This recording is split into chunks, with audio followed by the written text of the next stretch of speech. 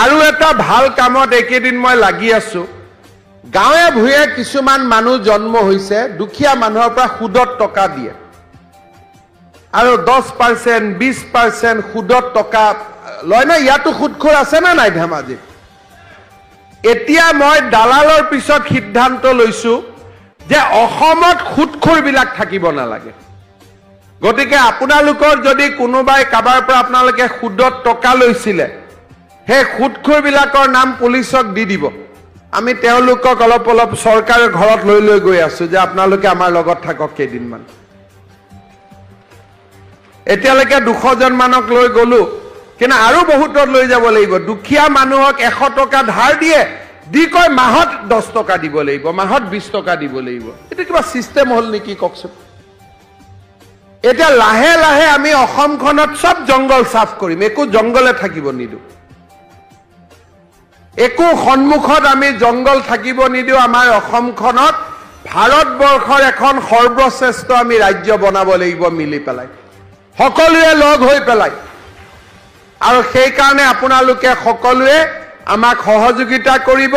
আৰু এটা ভাল কামত একেদিন মই লাগি আছো গাঁৱে ভূঞে কিছুমান মানুহ জন্ম হৈছে দুখীয়া মানুহৰ পৰা সুদত টকা দিয়ে আৰু 10% 20% সুদত টকা লয় না ইয়াতো সুদখোৰ আছে না নাই ধেমাজি এতিয়া মই দালালৰ পিছত সিদ্ধান্ত লৈছো যে অসমত সুদখোৰ বিলাক থাকিব নালাগে গতিকে আপোনালোকৰ যদি কোনোবাই কাবাৰ পৰা আপোনালোকে সুদত টকা লৈছিলে হে খুদখুৰ বিলাকৰ নাম পুলিচক দি দিব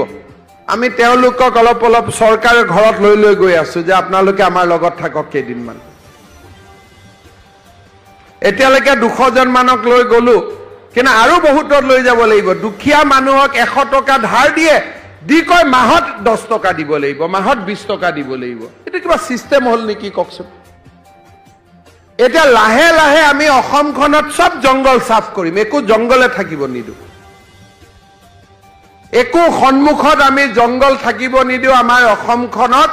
ভাৰতবৰ্ষৰ এখন সৰ্বশ্ৰেষ্ঠ আমি ৰাজ্য বনাব লাগিব মিলি পেলাই সকলোৱে লগ হৈ পেলাই আৰু সেই কাৰণে আপোনালোকে সকলোৱে আমাক সহযোগিতা কৰিব আৰু এটা ভাল কামত একেদিন মই লাগি আছো গাঁৱে ভূঞে কিছুমান মানুহ জন্ম হৈছে দুখীয়া মানুহৰ পৰা সুদত টকা দিয়ে আৰু 10% 20% সুদত টকা লয় না ইয়াতো সুদখোৰ আছে না নাই ধেমাজি এতিয়া মই দালালৰ পিছত সিদ্ধান্ত লৈছো যে অসমত সুদখোৰ বিলাক থাকিব নালাগে গতিকে আপোনালোকৰ যদি কোনোবাই কাবাৰ পৰা আপোনালোকে সুদত টকা লৈছিলে হে খুদখুৰ বিলাকৰ নাম পুলিচক দি দিব আমি তেওঁলোকক অলপ অলপ সৰকাৰৰ ঘৰত লৈ গৈ আছো যে আপোনালোকে আমাৰ লগত থাকক কেদিনমান এতিয়ালৈকে 200 জন মানক লৈ গলো কিনা আৰু বহুতত লৈ যাব লাগিব দুখীয়া মানুহক 100 টকা ধাৰ দিয়ে দি কয় মাহত 10 টকা দিব লাগিব মাহত 20 টকা দিব লাগিব এটা কিবা সিস্টেম হল নেকি ককছ